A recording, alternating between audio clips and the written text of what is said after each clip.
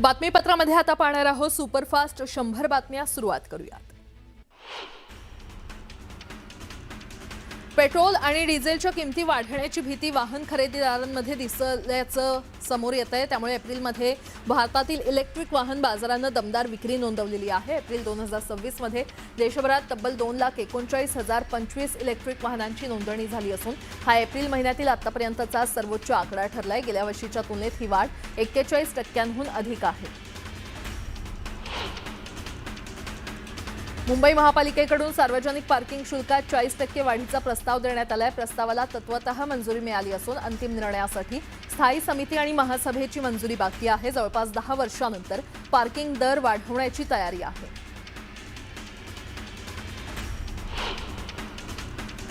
मुंबई पुणे द्रुतगती महामार्गावरील मिसिंग लिंकवर कंत्राटदार काही किरकोळ कामं करतायत। या कामादरम्यान एका क्रेन चालकानं क्रेन सुरू असताना रील बनवल्याची बाब निदर्शनास आली आहे। रील बनवताना क्रेन चालकाकडून एखादी चूक झाली असती तर क्रेनवर काम करणाऱ्या कामगारांसह बाजूनं जाणाऱ्या वाहनातील प्रवासी वाहन चालकांच्या जीवावर बेतलं असतं। महाराष्ट्र राज्य रस्ते विकास महामंडळानं या प्रकरणाची गंभीर दखल घेतली आहे। संबंधित क्रेन चालकाला तातडीनं बडतर्फ करावे असे आदेश MSRDCनं कंत्राटदाराला दिले। सर्वसामान्य नागरिकांना सकस, निर्भेळ आणि सुरक्षित अन्नपदार्थ उपलब्ध करून देण्यासाठी अन्न आणि औषध प्रशासनानं एप्रिलमध्ये मोहीम राबवली होती। या मोहिमेअंतर्गत राज्यभरात 290 ठिकाणी छापे टाकून तब्बल 2,52,23,384 रुपये किमतीचे गुटखा, पान मसाला आणि सुगंधित सुपारी जप्त करण्यात आली आहे। तसंच मुंबईच्या 5ही सीमेवर केलेल्या तपासणीतून 36,219 रुपये किमतीचे भेसळयुक्त दूध जप्त करण्यात आलेलं आहे। लोणावळ्यातील स्कायवॉक प्रकल्पादरम्यान कुमार चौक ते टायगर पॉइंट इथे सिमेंट कॉन्क्रीट रस्त्याची कामं होणार आहेत। लोणावळ्यातील नंदनवन असलेल्या रायवूड येथील शेकडो वर्षांपूर्वी ही झाडं तोडण्याचा मानस या प्रकल्पात आखलाय। पर्यावरण प्रेमींना या वृक्षतोडीला त्यांनी विरोध केलेला आहे। नसरापूर येथील घटनेच्या निषेधार्थ पंढरपूरमध्ये अखिल भारतीय ब्राह्मण महासंघ करमाळा यांच्या वतीनं निषेध करण्यात आला। या प्रकरणी दोषीला फाशीच्या शिक्षेची मागणी केलेली आहे। देहू रोड बंगळुरू राष्ट्रीय महामार्गावरील किवळे वाकड सर्व्हिस रोडच्या कामाची मावळचे खासदार श्रीरंग बारणे यांनी किवळे येथे प्रत्यक्ष पाहणी केली। या पाहणी दरम्यान अनेक ठिकाणी निकृष्ट दर्जाचं काम आढळून आल्यानं त्यांनी संबंधित अधिकारी आणि ठेकेदारांना चांगलंच धारेवर धरत गुणवत्ता सुधारण्याच्या स्पष्ट सूचना दिल्या।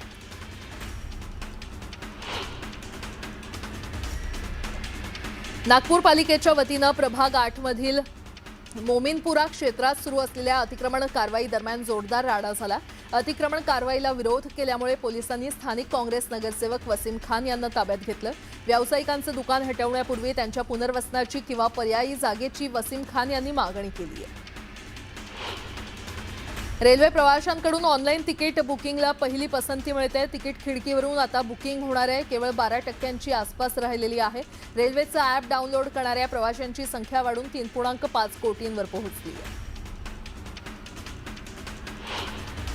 पालघर त्र्यंबकेश्वर घोटी सिन्नर या राष्ट्रीय महामार्गाचं नूतनीकरण आणि डांबरीकरण करण्याच्या दृष्टीनं 47 गावांमधून भूसंपादन केलं जाणार आहे। हे काम पुढील काही महिन्यात पूर्ण करण्याचं उद्दिष्ट समोर ठेवण्यात आलंय। पावसाळ्यानंतर या पालघर ते मोखाडा दरम्यानच्या 107 किलोमीटर लांबीच्या रस्त्याचं प्रत्यक्षात काम सुरू करण्यात येणार आहे। या कामासाठी 1,187.21 कोटी मंजूर करण्यात आले। राज्य सरकारनं महाराष्ट्र राज्य नदी पुनरुज्जीवन प्राधिकरण स्थापन केलेलं आहे। यामधून 54 प्रदूषित नद्यांचं पुनरुज्जीवन केलं जाणार आहे। चालू आर्थिक वर्षात या प्राधिकरणाला 100 कोटींचा निधी देण्यात येणार आहे। नसापूर दुर्घटनेवर दिग्दर्शक प्रवीण तरडेंनी संतप्त प्रतिक्रिया दिली आहे। येणाऱ्या काळात अशा नराधमांना चेचण्यासाठी सिनेमा पाहणार असल्याचं सांगितलं। अशा नराधमांना कठोर शिक्षा झाली पाहिजे अशी प्रतिक्रिया त्यांनी दिली आहे। सिंधुदुर्ग जिल्ह्यातील कुडाळ, पणदूर आणि सह्याद्री पट्ट्यातील काही भागात अवकाळी पावसानं हजेरी लावली। विजांच्या कडकडाटासह झालेल्या वादळी पावसामुळे शेतकरी आणि नागरिकांची धावपळ उडाली। साताऱ्यासह पुणे बँगलोर महामार्ग परिसरात पावसानं हजेरी लावली। अचानक आलेल्या पावसामुळे वाहनधारक आणि प्रवाशांची तारांबळ उडाली। मात्र गेल्या महिन्याभरापासून वाढलेल्या उकाड्यानंतर वातावरणात गारवा निर्माण झाल्यानं नागरिकांना मोठा दिलासा मिळालाय। रत्नागिरी जिल्ह्यातील चिपळूण, गुहागर आणि रत्नागिरी तालुक्यात मुसळधार पावसानं हजेरी लावली। ढगांच्या गडगडाटासह झालेल्या पावसामुळे नागरिकांची तारांबळ उडाली। पावसामुळे वातावरणात गारवा निर्माण झाल्यानं नागरिकांना उकाड्यापासून दिलासा मिळाला। नांदेड जिल्ह्यामध्ये वादळी वाऱ्यासह झालेल्या पावसामुळे हळद उत्पादक शेतकऱ्यांचं मोठं नुकसान झालंय। शेतात काढून ठेवलेली हळद अचानक आलेल्या पावसात भिजल्यानं शेतकरी चिंतेत सापडले। टोटल चिपळ साताऱ्यातील कोयनानगर आणि पाटण तालुक्यात वादळी वाऱ्यासह मुसळधार पावसानं हजेरी लावली आहे। या पावसामुळे अनेक ठिकाणी वीजपुरवठा खंडित झाला असून आंबा फळांचं मोठं नुकसान झालं। दरम्यान काही भागातील वाहतूक देखील विस्कळीत झाली होती। नंदुरबार जिल्ह्यातील सातपुडा पर्वतरांगांमध्ये जोरदार पाऊस झाला। धडगाव तालुक्यातील काकडदा आणि खामला परिसरात मुसळधार पाऊस झाला। वादळी वाऱ्यासह आलेल्या या पावसामुळे अनेक ठिकाणी रस्त्यांवर पाणी साचलं असून रस्त्यांना अक्षरशः नदीचं स्वरूप आलंय। अचानक आलेल्या पावसामुळे नागरिकांची धावपळ उडाली तर वाहतुकीवर देखील परिणाम झाला। नांदेड शहरासह जिल्ह्यात काही ठिकाणी पावसाच्या सरी बरसल्यात। पावसामुळे उकाड्यानं हैराण झालेल्या नागरिकांना दिलासा मिळालाय। हदगाव, हिमायतनगर भागातही वादळी वाऱ्यासह मोठा पाऊस झाला।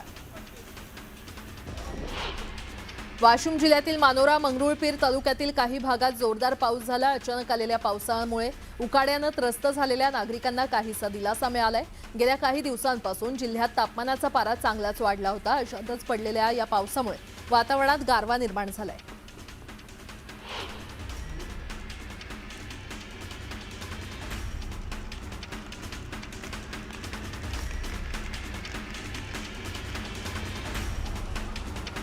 कर्जत आणि खालापूर तालुक्यात वादळी वाऱ्यासह जोरदार पावसानं हजेरी लावली। अचानक आलेल्या पावसामुळे शेतकऱ्यांचे कापून ठेवलेले उन्हाळी भात पीक भिजल्यानं नुकसान झालेलं आहे। तर लग्नसराईत उभारलेल्या अनेक मंडपांचं वाऱ्यामुळे नुकसान झालं, त्यामुळे वऱ्हाडी मंडईंची धावपळ उडाली। यवतमाळ शहरासह जिल्ह्यात जोरदार पाऊस झाला। पावसामुळे नागरिकांना उकाड्यापासून दिलासा मिळाला असला तरी शेतकऱ्यांचं मोठं नुकसान झालंय। काढणीला आलेला गहू आणि पालेभाज्या पावसात भिजल्यानं शेतकरी संकटात सापडलेत। जोरदार पावसामुळे शहरातील रस्त्यांवर मोठ्या प्रमाणात पाणी साचल्याचं चित्र आहे। छत्रपती संभाजीनगरच्या फुलंब्री तालुक्यात पावसानं अचानक हजेरी लावल्यानं शेतकऱ्यांमध्ये चिंतेचं वातावरण निर्माण झालेलं आहे। दिवसभराच्या प्रचंड उकाड्यानंतर आलेल्या पावसामुळे मका, ज्वारी, बाजरी, सूर्यफूल आणि कांदा पिकांचं मोठं नुकसान होण्याची भीती व्यक्त केली जाते। जालना शहरात वादळी वाऱ्यासह पावसानं हजेरी लावली। गेल्या काही दिवसांपासून वाढलेल्या उष्णतेमुळे नागरिक त्रस्त झाले होते। मात्र अचानक झालेल्या पावसामुळे शहरातील वातावरणात गारवा निर्माण झाला असून नागरिकांना काही काळ दिलासा मिळालाय।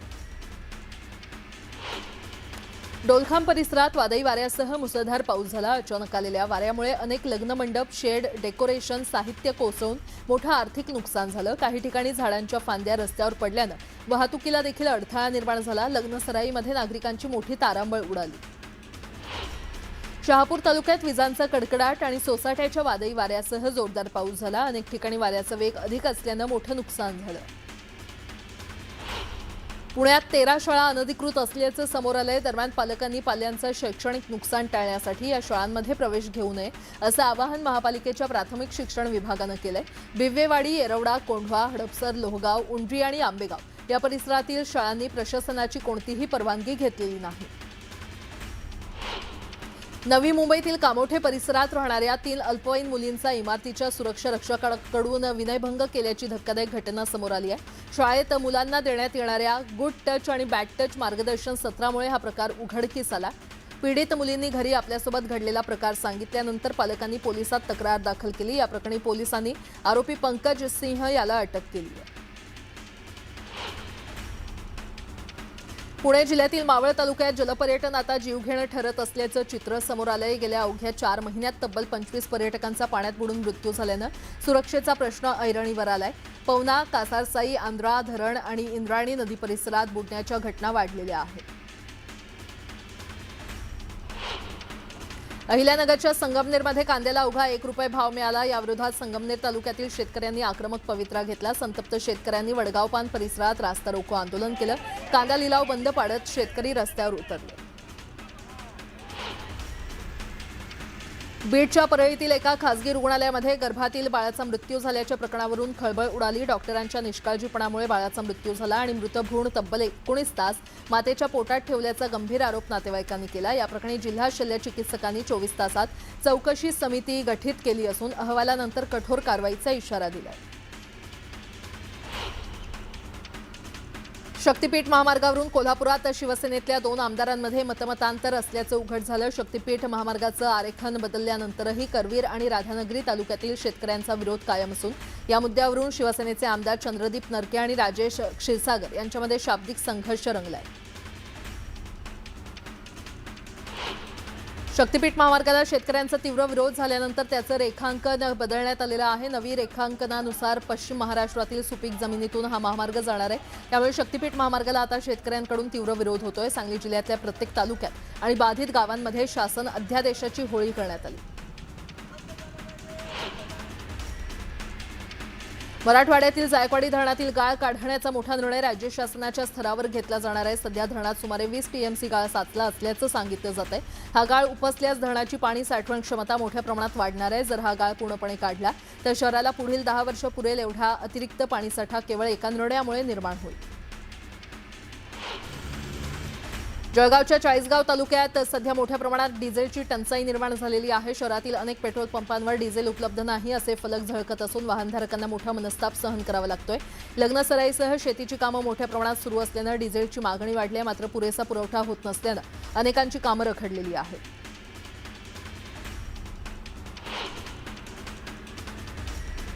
चंद्रपूर जिल्ह्यातील गोडपिंपरी तालुक्यातून धक्कादायक प्रकार समोर आले। तेलंगणा सरकारनं पोडसा पुलाच्या मार्गावर अचानक एक अवैध लोखंडी कमान उभारून अवजड वाहतूक बंद केली। चंद्रपूर ते हैदराबाद या जवळच्या मार्गावर आता केवळ हलकी वाहनच जाऊ शकत आहेत आणि त्यामुळे वाहनधारकांना वेळ आणि इंधन अशा दुहेरी फटक्याला सामोरं जावं लागतंय। उष्णतेच्या लाटेचा कहर सुरू असल्यामुळे जंगलातील नदी नाले ओढे आणि पाणवठे कोरडे पडले असून त्याचा फटका पशुपक्षी आणि वन्य प्राण्यांना बसतोय। मनमाड, मालेगाव, येवला, नांदगाव यासह नाशिक जिल्ह्यातील ग्रामीण भागात वनविभागाचे हजारो हेक्टरवर जंगल आहे। दरम्यान प्राण्यांसाठी पाण्याची व्यवस्था करावी अशी मागणी पक्षप्रेमींनी केली आहे। हिंगोली जिल्ह्यामध्ये वाढत्या तापमानाचा मोठा फटका केळी उत्पादक शेतकऱ्यांना बसतोय। तापमानाचा पारा 42 अंशांच्या पुढे गेल्यानं भांडेगाव शिवारातील शेतकरी संतोष जगताप यांची 1.5 एकरातील केळीची बाग पूर्णपणे करपली आहे। ठिबक सिंचनाची सुविधा असूनही उष्णतेमुळे केळीची झाडं सुकून गेलेली आहेत। वर्षभराच्या मेहनतीनंतरही उत्पन्न मिळालं नाहीये। उलट वाळलेली झाडं काढण्यासाठी आता अतिरिक्त खर्च करावा लागणार आहे।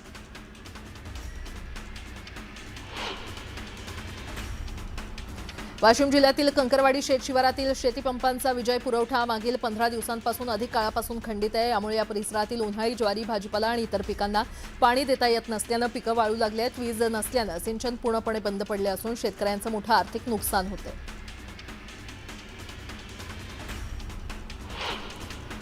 नागपूर महानगरपालिकेच्या उत्पन्नात भर टाकण्यासाठी जाहिरात फलक, होर्डिंग परवाना शुल्कात मोठी वाढ करण्याचा निर्णय घेण्यात आला आहे। विशेषतः एलईडी जाहिरात फलकांच्या शुल्कात थेट 100% वाढ करण्याचा प्रशासनाचा प्रस्ताव आहे।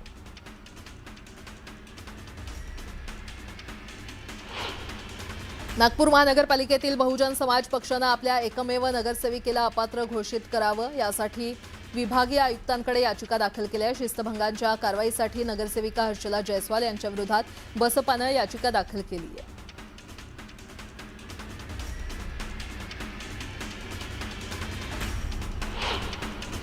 मुंबईहून पुण्याकडे येताना मळवली इथे पीएमपीएमएलचे अध्यक्ष व्यवस्थापकीय संचालक महेश आव्हाड यांच्या गाडीचा भीषण अपघात झाला। अपघातात चालक आणि बॉडीगार्ड गंभीर जखमी झाले आहेत। त्यांच्या रुग्णालयामध्ये उपचार सुरू आहेत। सुदैवानं आव्हाड यांना किरकोळ दुखापत झाली आहे।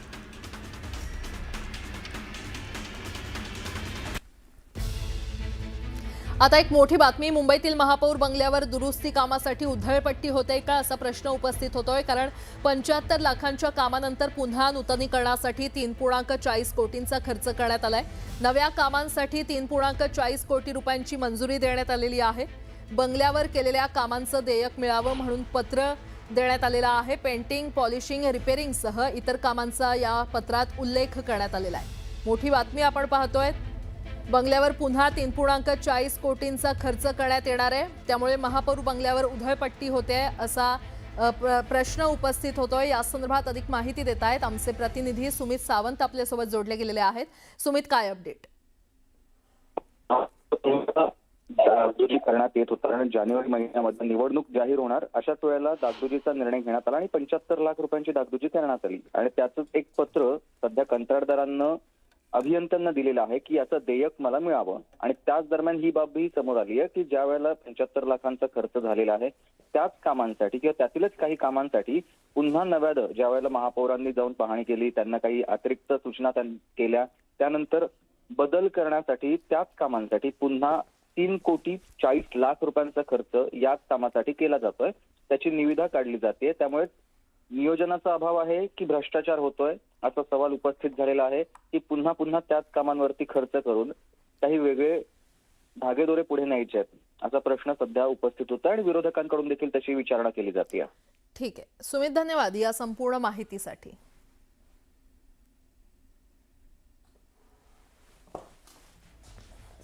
तर बंगल्यावर पुन्हा 3.40 कोटींचा खर्च करण्यात येणार आहे. त्यामुळे महापौर बंगल्यावर उधळपट्टी होते का असा सवाल उपस्थित होतोय.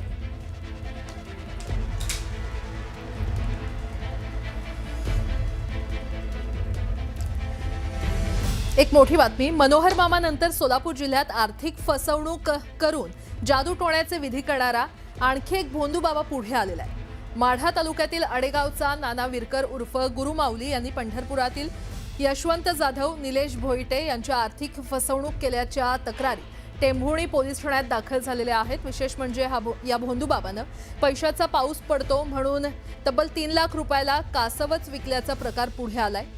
आता पोलिसात आर्थिक फसवणूक आणि जादूटोणा कायद्याअंतर्गत तक्रार देण्यात आलेली आहे.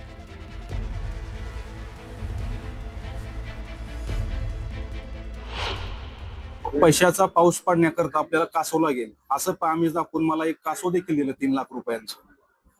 तसेच मला त्यांनी एक कंपनी तुमच्या नावे आपण प्रायव्हेट लिमिटेड कंपनी करू याकरता त्यांनी मला बारामती येथे राहणारा एक बंधू आहे, त्याचं नाव आहे शिवराज सोलंकर, त्याच्याही अकाउंटला जवळजवळ मला लाख रुपये पाठवायला लावले आणि मला प्रायव्हेट लिमिटेड कंपनी त्यांनी रजिस्टर करून दिली. त्याच्यामध्ये मी तुम्हाला 20 लाखापर्यंत पैसे मिळवून देतो असे सांगितले. म्हणजे अशीही फसवणूक त्यांनी आजपर्यंत माझी केली.